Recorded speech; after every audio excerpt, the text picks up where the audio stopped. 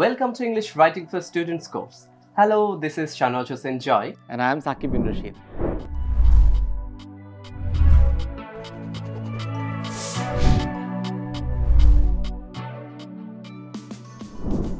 English writing নিয়ে আমরা এই কোর্সটি সাজিয়েছি যারা ইংরেজি লিখতে গিয়ে অনেক বেশি স্ট্রাগল করেন, যাদের ইংরেজি বাক্যে অনেক বেশি ভুল হয় তাদের জন্য এই কোর্সটিতে আমরা ইংরেজি লেখার যে গ্রামার রয়েছে এবং যে অ্যাপ্লিকেশন রয়েছে এই দুটো নিয়ে অনেক বেশি আলোচনা করেছি।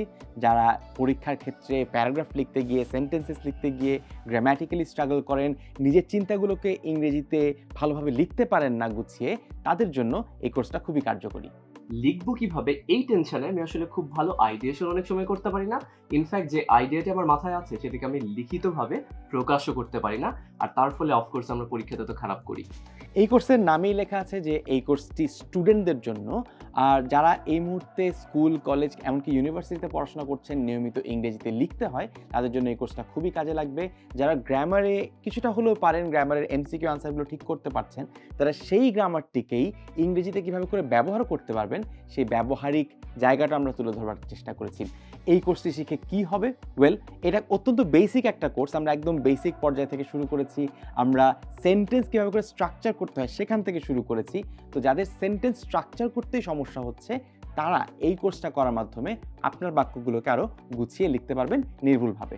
এক্স্যাক্টলি, সেন্টেন্সের মতো বেসিক জায়গা থেকে তো আমরা শুরু করেছি, কিন্তু আমরা প্যারাগ্রাফ রাইটিংও দেখেছি। আমি বাক্য গঠন করতে পারছি, বাট দেন হোয়াট? আমি আসলে কেন বাক্য গঠন করতে চাচ্ছি? মূলত আমি প্যারাগ্রাফ গঠন করতে চাই, কারণ প্যারাগ্রাফই আমরা যদি বলি একটি এসে বা রিপোর্টের একটা প্রাণ, অর্থাৎ এক বা একাধিক প্যারাগ্রাফ নিয়ে আমরা রিপোর্ট বা এসে গঠন করি। তো আমরা এই কোর্সটিতে বেশ কিছু প্যারাগ্রাফ কিভাবে গঠন করতে হয়, একটা প্যারাগ্রাফের গাঠনিক উপাদান কি, অত্যাবশ্যকীয় উপাদান কি, সেগুলো কিভাবে ডেভেলপ করতে হয় সেগুলোও দেখিয়েছি এবং পর্যাপ্ত উদাহরণও দিয়েছি। ইনফ্যাক্ট আমরা যে ছোটবেলা থেকে যখন গ্রামার পড়ে এসেছি আমরা প্রশ্ন করি, এত গ্রামার পড়লাম কিন্তু আমি আসলে লিখতে যে কিছুই পারছি না। তো এই কোর্সটিতে আমরা যখন গ্রামারকে অ্যাড্রেস করেছি তখন আমরা মাথায় রেখেছি যে আমরা কি করে এগুলোকে ব্যবহার করতে পারবো, অর্থাৎ লিখতে যে আমার যে গ্রামার প্রয়োজন এবং সেগুলোকে আমরা কতটা ইফেক্টিভলি ব্যবহার করতে পারি সেটা এই কোর্সটিতে অ্যাড্রেস করা হয়েছে।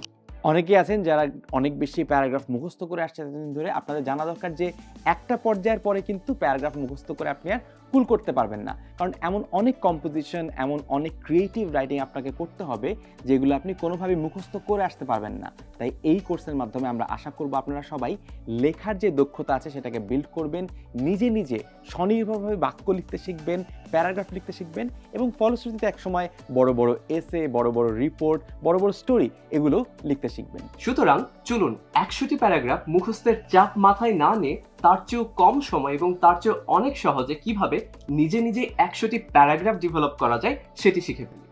শুরু করা যাক। দেখা হচ্ছে ক্লাসরুমে। স্কিল আর পড়ালেখার জন্য যা কিছু প্রয়োজন একটি অ্যাপেই পাওয়া যাবে সকল সলিউশন। 10 মিনিটস নিয়ে যে কোনো জিজ্ঞাসায় কল করুন 16910।